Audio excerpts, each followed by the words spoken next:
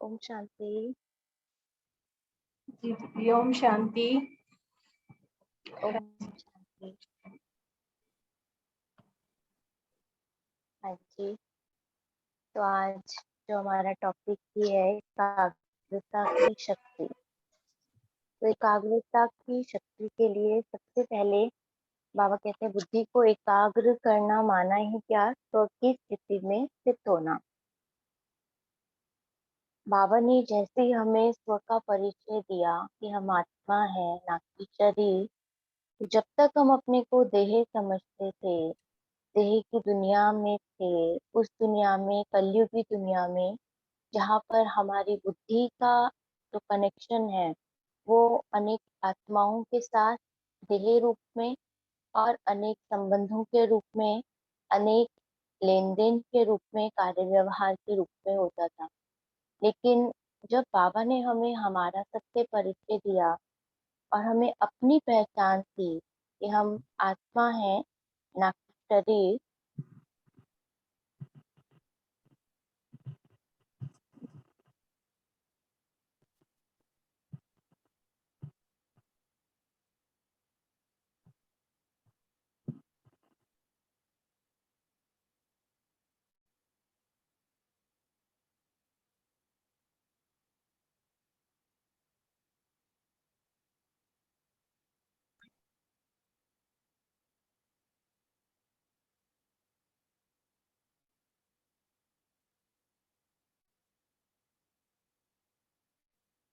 आवाज आ रही है सबको? दीदी आ रही है आवाज ओम आपकी? शांति।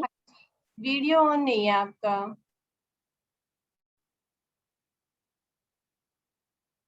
अच्छा ठीक। हाँ जी। तो बाबा ने जब हमें स्वयं की पहचान दी, स्व का परिचय दिया, आत्मा का परिचय दिया, तो हमें पता चला कि वीडियो भी ऑन है।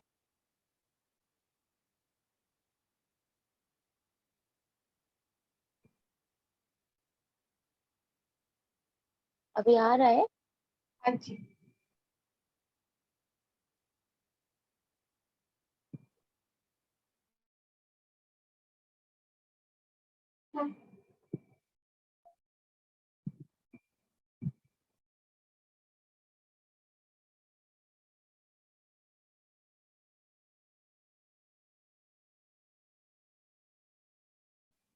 शायद दीदी के यहाँ पे नेटवर्क की कोई प्रॉब्लम है।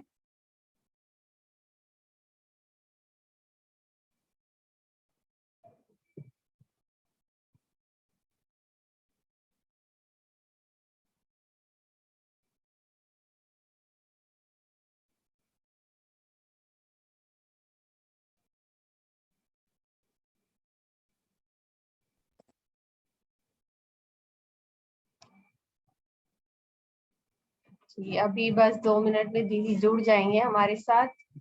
नेटवर्क का शायद कोई इशू है जिसकी वजह से हाँ जी दीदी की आवाज नहीं आ पा रही है।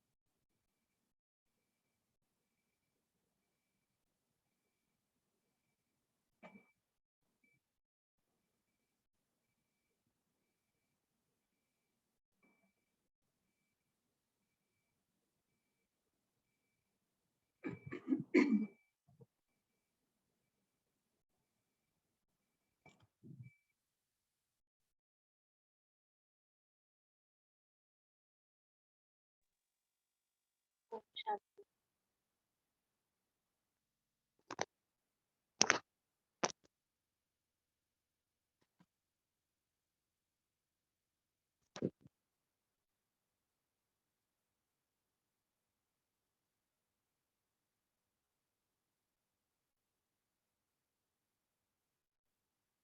हाँ जी, वो शांति।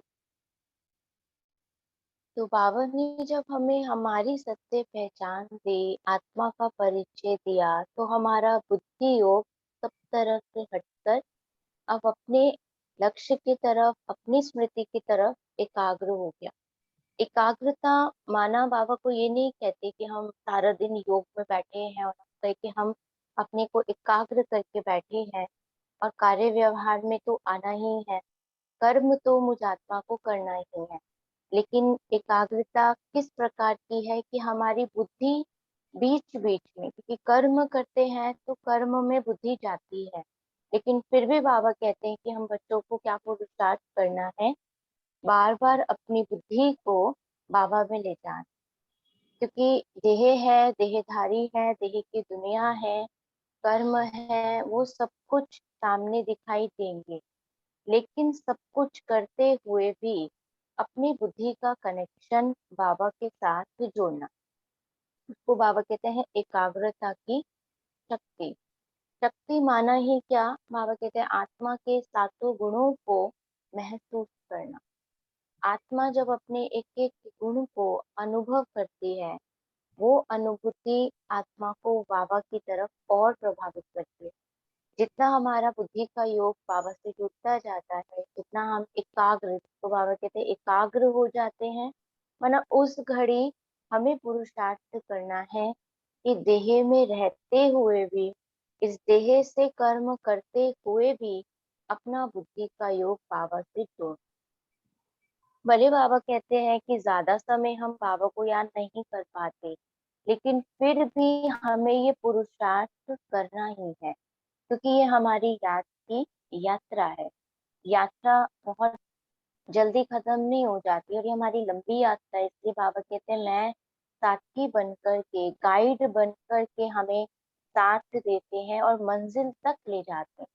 तो यात्रा के बीच में बहुत सारे हर्डल्स, बहुत सारी रुकावटें तो आती ही हैं, लेकिन उन रुकावटों को हमें क्रॉस करना है, पार करना है और अपनी मंजिल तक हमें पहुंचने का पुरुषार्थ करना।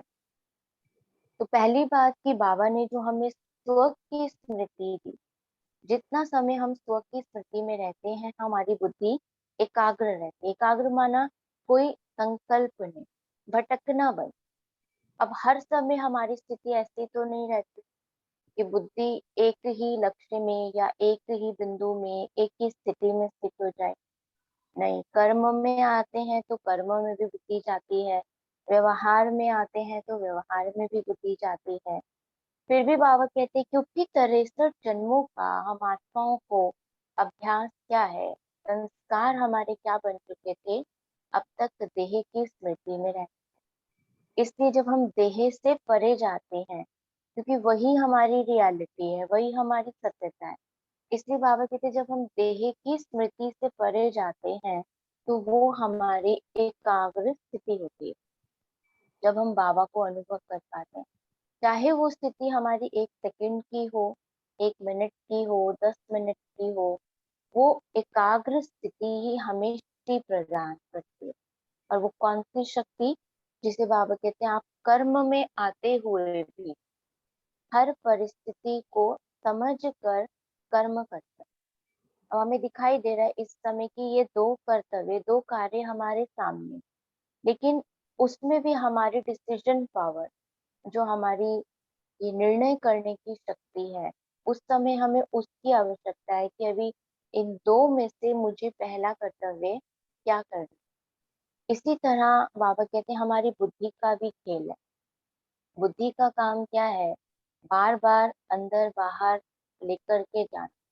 माना मैं आत्मा हूँ, हम स्मृति रखते हैं, फिर देह की स्मृति आती है, देह के संबंधों की स्मृति आती है, देह की दुनिया की स्मृति आती है। क्योंकि ये शरीर जो 5 तत्वों का बना हुआ है, ये हमें यहीं पर मिला है, इस देह की दुनिया में हमें मिला है।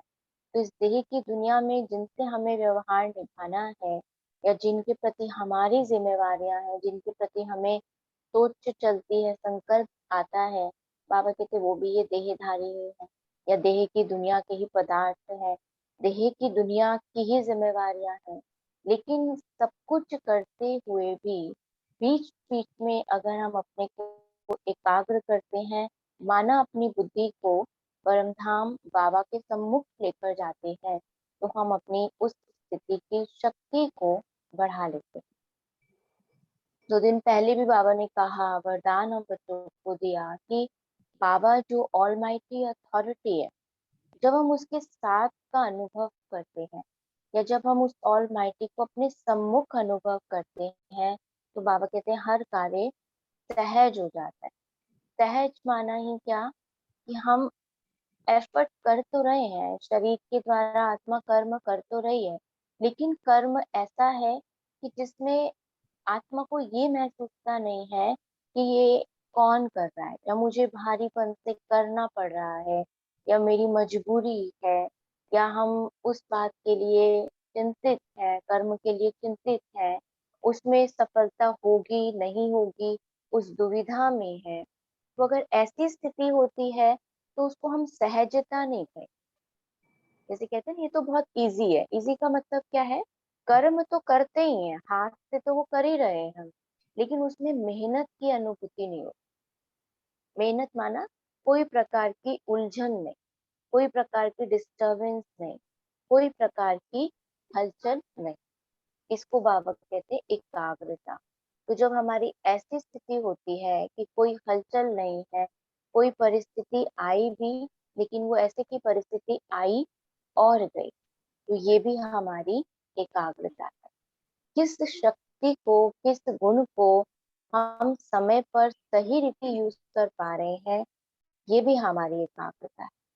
क्योंकि बाबा कहते हैं जब हमारा योग अच्छा होता है, माना बाबा से हमारा बुद्धि का कनेक्शन अच्छा जुटा हुआ होता है, तो हमें फिर इस मुख से कुछ भी ज्यादा कहकर करवाने की, या संकल्प ज्यादा लाने की आवश्यकता नहीं रहती। जो कर्म हमें करना है, वो ऐसा लगता है जैसे ऑटोमेटिकली आत्मा इस देह के द्वारा करवा रही है। और बाबा की वो शक्ति हमें महसूस होती है कि बाबा की शक्ति हमें मिल रही है, और मैं आत्मा इस देह से बहुत इजीली अपना कार्य कर रही। बाबा ने हम ब्राह्मणों को संगम युग पे ये वरदान दिया है कि मेहनत कम और प्राप्ति ज्यादा। अगर हम इतनी मेहनत अभी कर रहे हैं, एफर्ट कर रहे हैं, और फिर भी हमें इतनी प्राप्ति नहीं हो रही, तो बाबा कहते फिर ये ब्राह्मण जीवन के वरदान को हम, इसका मतलब अनुभव नहीं कर पा रहे। वरदान क्या होता है? जो हमें सहज मिलता है, और जिसको यूज करके प्राप्ति भी सहज होती है। तो जब हम बाबा के दिए हुए वरदानों को अपने प्रैक्टिकल जीवन में सहजता से लाते हैं, उसको भी हम कहते हैं एकाग्रता। क्योंकि हम उस कार्य के प्रति या उस कर्तव्य के प्रति हमें बहुत हलचल, या बहुत उलझन, या बहुत ज्यादा संकल्प लाने की आवश्यकता नहीं। क्यों नहीं हो रही? क्योंकि दूसरी तरफ हमारी बुद्धि का योग बाबा से जुड़ा हुआ है। बाबा से मैं आत्मा कनेक्टेड हूँ, इसीलिए हमें मेहनत नहीं लग रही। इसीलिए हम उस परिस्थिति में भी अपने आप को कैसा अनुभव करते हैं कि बाबा हमें सहयोग दे रहे हैं, या बाबा निमित्त किसी को भी बनाकर मुझ आत्मा के लिए ये कर्तव्य करा रहे हैं। हमें ये चीज की बड़ी सहजता से अनुभूति होती है। तो उसको भी हम कहेंगे वो भी हमारी एकाग्रता की शक्ति है। फिर बात आती है जब हम माया के रूपों को परखने लग जाते, हमें समझ आ जाती है कि ये जो संकल्प विकल्प आ रहे हैं, जो बाबा ने आज भी कहा कि आएंगे, लेकिन कर्मेंद्रियों से कोई कर्म ऐसा नहीं करता। विकल्प भी आएंगे, संकल्प भी आएंगे, मनसा में तूफान भी आएंगे, लेकिन बाबा कहते हैं, तूफान आएंगे और चले जाएंगे। इसलिए अटेंशन देना है कि हमें समझ जाना है उस घड़ी कि ये माया का रूप है। और जब समझ जाते हैं हम, तो हमारी बुद्धि फिर से बाबा के साथ लग जाती है, क्योंकि वो संकल्प कहाँ के, इस देह के होंगे या इस देह के संबंधों के होंगे या इस देह की दुनिया की बातों के होंगे, इस देह के वस्तु वैभवों के। इसके अलावा तो हमारी दुनिया और कुछ है नहीं, यही संसार है इस शरीर के साथ। लेकिन बाबा कहते हैं हम अपने उस रूहानी संसार की भी अनुभूति करें कि हमारा घर कौन सा है, परम धाम है, और मैं आत्मा अपनी स्व की स्थिति को भी अनुभव करूं कि मैं कितनी शक्तिशाली आत्मा हूँ, मेरा स्वरूप क्या है, अपनी ओरिजिनल फॉर्म को देख। उस समय हम सोचे अरे कुछ हो तो रहा नहीं है, और ही मैं आत्मा अपनी स्थिति को खो बैठी हूँ या मेरी परिस्थिति हावी हो गई है। नहीं, उन संकल्पों को लाने से अच्छा हम अपने श्रेष्ठ संकल्पों की क्वांटिटी को बढ़ाते। जब हम अपने श्रेष्ठ संकल्पों की क्वांटिटी को बढ़ा लेते हैं, अपने समर्थ संकल्प चलाने शुरू करते हैं, तो हमारी बुद्धि की एकाग्रता बैठती है, अर्थात हमें परख शक्ति आ जाती है कि क्या करना है और क्या नहीं। डिफरेंस पता चल जाता है ना हमें उस समय। तो उसको भी बाबा कहते हैं वो हमारी एकाग्रता है। इसी तरह बाबा कई बार हमें कहते हैं आप किसी भी एक स्थिति को सामने रखकर बाबा के सम्मुख अनुभव करने का अभ्यास करो। जैसे मान लीजिए हम सोचे आज मुझे बीज रूप स्थिति का अनुभव कर, तो बीज रूप स्थिति का अनुभव करने के लिए मुझे अपने आप को समय देना पड़ेगा कि मुझे चलते फिरते बीज रूप स्थिति इतनी इजी नहीं होती। पहले अपनी एकाग्र स्थिति को बनाने के लिए हमें एकाग्र होकर इस देह को भी थोड़ा एकाग्र करना पड़ता है और अपने मन और बुद्धि को भी। तो दोनों को स्थिर करके जब हम बैठते हैं और हम अपनी बीज रूप अर्थात अपनी बिंदु रूप स्थिति का अनुभव करते हैं, तो धीरे धीरे आत्मा के संकल्पों की क्वांटिटी, चाहे वो पॉजिटिव है चाहे वो नेगेटिव है, उनकी क्वांटिटी कम हो जाती है। जैसे मान लीजिए अब किसी की आयु है सिर्फ 1 वर्ष और है, अब ये उस पर डिपेंड करता है कि वो अपना इस 1 वर्ष को कैसा व्यतीत करना चाहता है। इस चिंता फिक्र से कि सब खत्म हो जाएगा, ये शरीर नहीं रहेगा, मृत्यु हो जाएगी, या क्या करूं क्या ना करूं, या फिर अपने आप का शरीर का ट्रीटमेंट कराते हुए भी, अपनी खुश स्थिति को बनाते हुए भी सबके साथ अपने जीवन को व्यतीत करना। तो दोनों ही तरह से समय तो बीतेगा ही, लेकिन जो हमारी स्थिति को शक्तिशाली बनाए, जो हमारी स्थिति को खुशनुमा बनाए, बाबा कहते हैं आप उस ऑप्शन को चूज कर। तो ऐसे ही जब हम अपनी बीज रूप स्थिति में बैठते हैं, तो हमारे पास ऑप्शन होता है कि हम इस देह को याद करें या देह से परे होने का अभ्यास करें। टाइम लग सकता है शुरू में, क्योंकि एकाग्रता लाने में थोड़ा सा समय तो लगता ही है, लेकिन फिर भी हमें अभ्यास जरूर करना।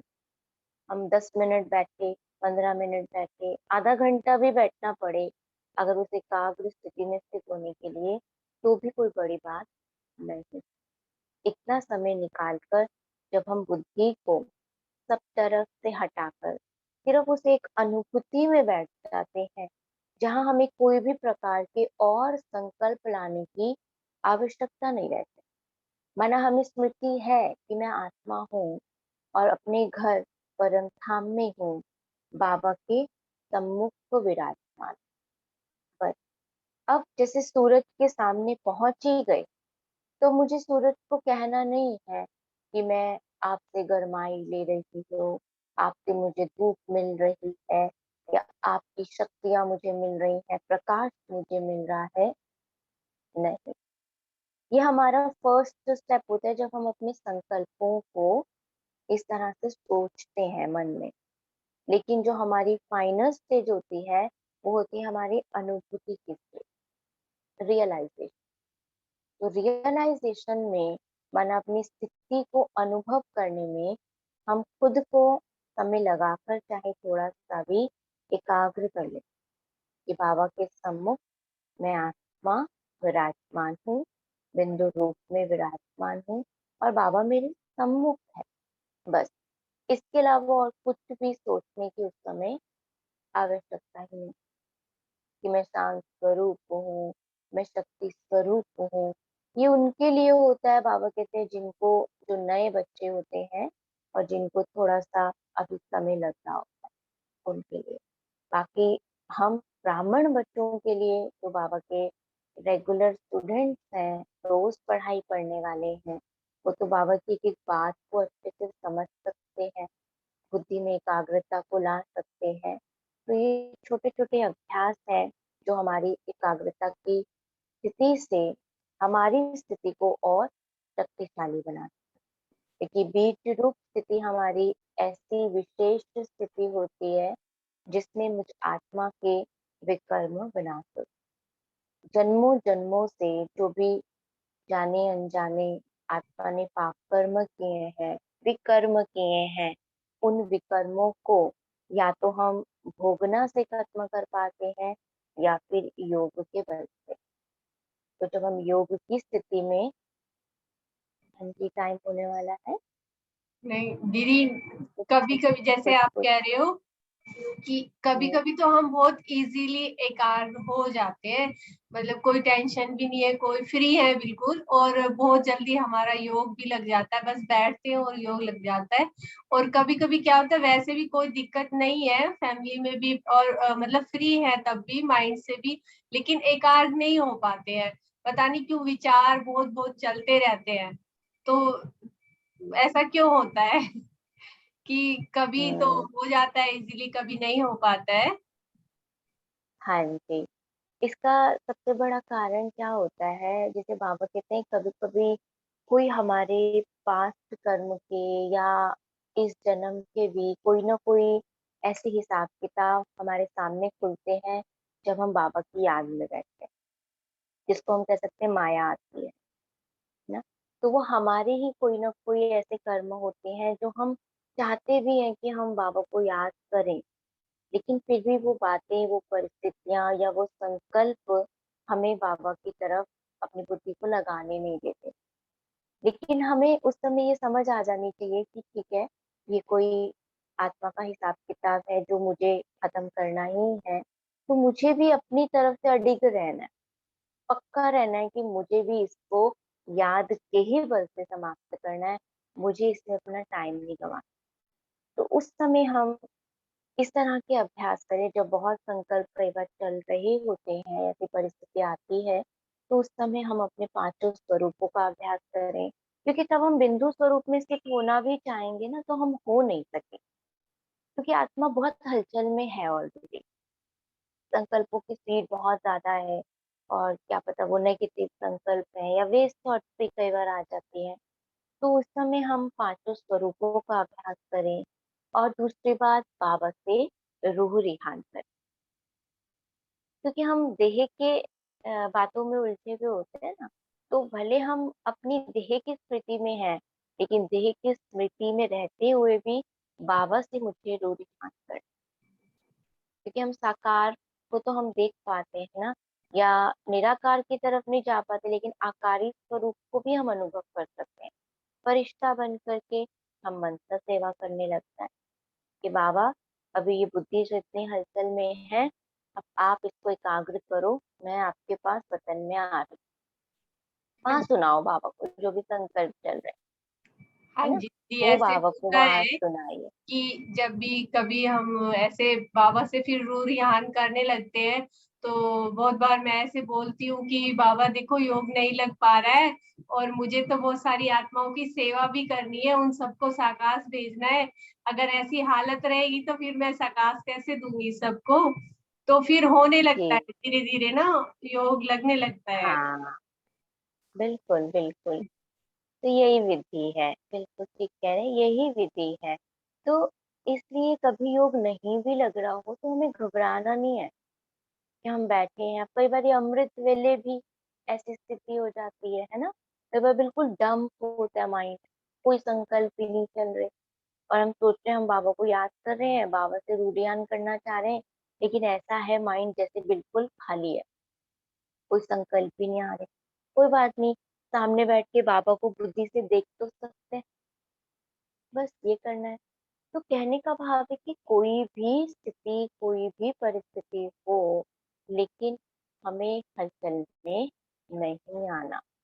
कुछ भी हो, इस देह को कुछ हो रहा हो, देह के संबंधों में कुछ हो रहा हो, बाबा कहते जो हो रहा है ना उसको साक्षी होकर देखते। कुछ समय बाद अपने आप ही वो स्थिति भी ठीक हो जाती है, परिस्थिति भी चली जाती है। जैसे तूफान आया और गया, ये भी हो जाता है। और अगर हम उस समय अपनी स्थिति को गंवाते हैं तो हमें बहुत लॉस होता है। चाहे हम बाबा के सामने बैठे हैं, तो भी हम बाबा से तो रूढ़ियान नहीं करे, अपने आप से रूढ़ियान करे जा रहे हैं या उन मनुष्य आत्माओं से रूढ़ियान करे जा रहे हैं जो सामने नहीं है। उनसे बातचीत चल रही है हमारी बड़ी जबरदस्त, वो भी कम नहीं, जो सुन भी नहीं पा रहे। हाँ, उनको वाइब्रेशंस तो जाएंगी, लेकिन उससे अच्छा तो है कि ये समय मैंने अपने लिए निकाला है, अपनी उन्नति के लिए निकाला है, अपने पुरुषार्थ के लिए निकाला है, तो मुझे उस समय को जाया नहीं करना, वेस्ट नहीं करना। जहां भी बाबा कहते कोई भी बात हो ना बीच में बाबा को ले, तो वो संकल्प या वो कर्तव्य आपका व्यर्थ में नहीं गिना। मान लीजिए कोई आत्मा ही है जिससे कोई हिसाब किताब कर रहे, तो जैसे ही उसकी स्मृति आई साथ में किसको ले आओ, बाबा को ले आओ कि बाबा ये आत्मा भी चाहे ज्ञानी है चाहे अज्ञानी है, चाहे वो आस्तिक है नास्तिक है, नहीं मानती भगवान को, नहीं जानती, तो भी बाबा को सम्मुख लाकर और उस आत्मा को बाबा से वाइब्रेशन देके दो। कोई पुरानी परिस्थिति या आने वाले भविष्य की कभी कोई चिंता है, तो भी बाबा को साथ ले आओ कि बाबा आज ही आप मेरे साथ हो तो क्या भविष्य में नहीं होगे? आपने तो 100% गारंटी ली हुई है इस चीज की कि बाबा अपने साथ लेके ही जाए, तो मैं किस लिए सोचूं? कभी पास्ट की कोई स्मृति आती है तो बाबा को ले आए कि बाबा आपने अब समझ ली है कि ड्रामा कल्याणकारी था, ये सब हुआ तभी तो शायद हम आपके बन पाए। इतना दुख मुझ आत्मा ने महसूस किया, इतना हलचल महसूस की, इतने धोखे खाए, इतनी परेशानियां सही, तभी तो आपकी इच्छा हमें और ज्यादा हो गई कि हमें भगवान को पाना है, हमें भगवान से मिलना है जो भी मिले। अच्छा है दुनिया ने ठुकराया, अच्छा है किसी ने साथ नहीं दिया, तो भगवान का साथ हमें मिल गया। भगवान ने हमें गारंटी दे दी कि चलो भाई सर्व संबंध आप मुझसे निभाओ। कौन से संबंध की कमी है? जहाँ लगता है इस संबंध की कमी है, उस संबंध से बाबा को अपने सम्मुख रखो, तो बाबा अपने आप अनुभव कराए। तो ये सारी बातें हमारी एकाग्रता की शक्ति की, इन सभी बातों में जहाँ भी हमारी मन की स्थिति, आत्मा की शक्तिशाली स्थिति है और जिस स्थिति में ना केवल हम स्व का कल्याण सोचते हैं या कर पाते हैं, बल्कि अनेकों के कल्याणार्थ हमारे संकल्प चलते हैं, वो हमारी एकाग्रता की स्थिति।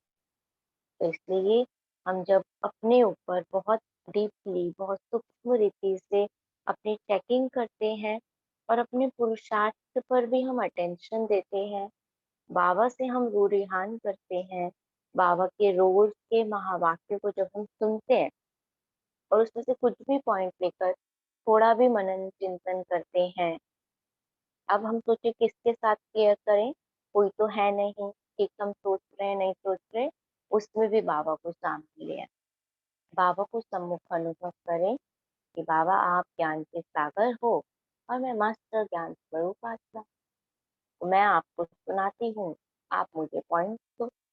तो बाबा जैसे कहते हैं ना, बात से बात तो हमें करनी आती है, संकल्प से संकल्पों का कनेक्शन तो हमें बनाना आता ही है। अभी एक संकल्प ले ले दुनिया का, कितने संकल्प आ जाएंगे उसके साथ, अनेकों संकल्प जुड़ जाए। लेकिन ज्ञान का एक पॉइंट लेते हैं तो नहीं जुड़ते इतने सहज, क्योंकि हम उसको मुश्किल समझते हैं। हम सहज नहीं लेते, हम सोचते हैं पता नहीं इसके लिए और क्या। नहीं, ऐसे ही सोचें कि जैसे हम बात से बात को कनेक्ट करते हैं, संकल्प से संकल्प को कनेक्ट करते हैं, ऐसे ही ज्ञान से ज्ञान के पॉइंट को कनेक्ट करते जाएं। तो इससे भी हमारी बुद्धि की जो एकाग्रता है वो बढ़ती जाती है। इस तरह से जब हम अभ्यास करते हैं तो बाबा कहते हैं हमारी शुद्ध संकल्पों की क्वांटिटी बढ़ जाती है, और हमारे शुद्ध संकल्प हमारा भी कल्याण करते हैं, हमारे घर के वातावरण का भी कल्याण करते हैं, वो भी शुद्ध करते हैं, और उस वाइब्रेशन से विश्व की भी अन्य आत्माओं पर अच्छा प्रभाव। इसलिए बाबा कहते हैं अपने प्रति कम से कम संकल्प रखें। क्यों? क्योंकि हमें टाइटल क्या मिला है, विश्व कल्याणकारी आत्मा। हमें टाइटल मिला है भगवान के, खुदा के मददगार, खुदाई खिदमतगार। तो परमात्मा जो कर्तव्य कर रहे हैं, हमें भी उनके इस कर्तव्य में सहयोगी बनना। और सहयोगी हम तभी बन पाते हैं जब हम अपने से ध्यान हटाकर विश्व को देखते हैं। सेवा बेहद में हम बुद्धि रखते हैं। अब आप बेहद में बुद्धि रखें और विश्व की सर्व आत्माओं के प्रति आप सोच रखें, तो आपको अपना दुख, अपनी चिंताएं फिक्र याद आएंगी? नहीं याद। हमें यही अनुभव होगा कि जैसे बाबा है सबका कल्याण करने वाले, सबका दुख दूर करने वाले, तो मुझ आत्मा का भी एक्चुअल कर्तव्य तो यही बनता है। तो जब हम इस स्मृति से अपने को एकाग्र करते हैं, इन संकल्पों में अपनी मेहनत करते हैं, तो वो हमारी एकाग्रता की शक्ति हमें हर कार्य में सफलता सहज दिलाती है। तो ये कुछ पॉइंट्स है जो हमें एकाग्रता की शक्ति को बढ़ाने के लिए जरूरी है। किसी को और कुछ कहना हो, कुछ ऐड करना हो तो बता सकते। किसी को भी कुछ पूछना है तो वो अनम्यूट करके पूछ सकते हैं दीदी से। आपके पास ऑप्शन है खुद को अनम्यूट करने की। मनीषा बहन क्लियर है ना सब कुछ? ठीक है। उमा बहन, उमा बहन भी बहुत अच्छी बाबा की बच्ची हैं, रेगुलर स्टूडेंट है। बहुत भी अच्छा लगता है दीदी, सुनते हैं तो अच्छा लगता है। अच्छा लगता है ना। हाँ, हाँ क्योंकि हाँ बाबा की बातें हैं ना सब। तो जब बाबा से हम कनेक्शन रखते हैं, बाबा की बातों का चिंतन करते हैं, तो तो वही बहुत वाली बात अच्छा है, थोड़े महसूस। अभी कभी कभी भटक जाते हैं दीदी, बस ये है थोड़ा सा ध्यान तो सोचते बहुत अच्छी तरह रखें, पर कभी कभी भटक जाते हाँ, हैं। जी। कोई बात नहीं। अब भटकना तो बुद्धि तो देखो भटकेगी ना, लेकिन जल्दी से उसको वापस ले आना हाँ, है, ये वही है, हमें जैसे करना बस है। सोचते कुछ मार्ग है, जो मतलब सोचते हैं बाबा को याद करें, मन में कुछ और ख्याल आ जाते हैं। हाँ, हाँ, वो तो देखो मन करता ही है, लेकिन हम काम करें वापस से अपने मन को स्थिर करने के लिए। हाँ जी, बहुत हाँ अच्छा, तो अभी 1 मिनट और बचा है, अभी चलिए। बाबा को याद कर लेते हैं। हाँ जी। जी जी जी, ठीक है। कौशल्या बहन भी हमारे साथ जुड़ी हुई है, शांति कौशल्या बहन। बहुत